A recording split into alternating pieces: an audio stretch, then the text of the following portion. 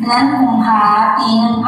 1973สัญญาณยิงเรือนี้บนบังคับใช้เวลาใดจะยุดฮุบ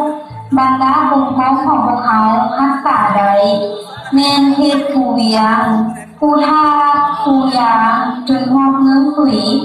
ผ่านการสูงพบของการพบสาระสมบูรณ์พวกเขาสามารถพัดเคลียร์ศัตรูออกจากวงสูง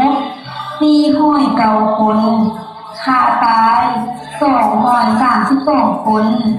บาดเจ็บ40 คนจับได้67 คนทำร้ายรถบุ้งเกาะ3 คันรถขนส่ง4 คันปืนใหญ่3 กระบอกและอาวุธสงครามอื่นๆอีกหลายหน่วยรายการบรรทุกพวกโจมตีก็ปล่อยสาระอุปูนกระสีฟิวประจำและดูแลปี1972ปี1973แม่นบรรทุกสุดท้ายของสนามรบอยู่แล้วที่ได้ประสานถึงพบกับชัยชนะของบรรดาอาวุธอื่นๆในทั่วประเทศที่ในประเทศลาวสามารถทุกผลจากการปกครองของจักรพรรดิต่างดาวและได้ประกาศเอกราชในวันที่2 ธันวาคม ปี1975พวกเขาควรเอาไว้อะไรให้แก่วีรชนนักรบปฏิวัติทุกทางที่มีความกล้าหาญและได้เสียสละชีวิตเพื่อปกป้องรักษาผืนแผ่นดินลาวแห่งนี้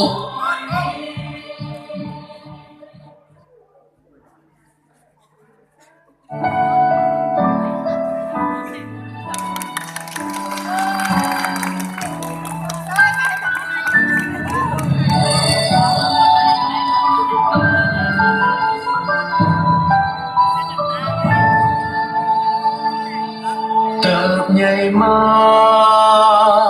ไต่ฟ้าเงาใหม่ฟ้าสดใสอำไพสีขาวทั่วทิศทางหูเงินงดงามแสนสวยงามบ้านเกิดเมืองนอนสุดอ่อนซ้อนบ้านเฮา